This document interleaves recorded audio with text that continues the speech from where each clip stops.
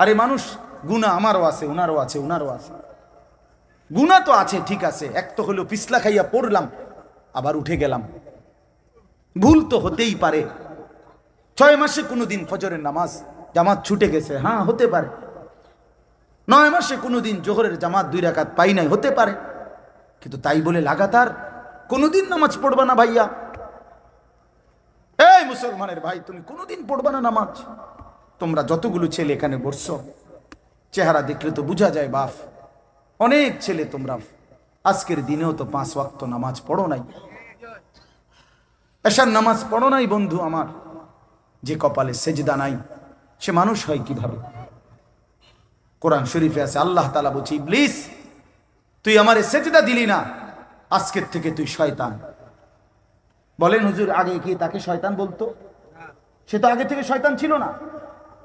যেদিন থেকে সেজদা দেয় নাই, খোদার কসম, সেদিন থেকে তাকে শয়তান বলে।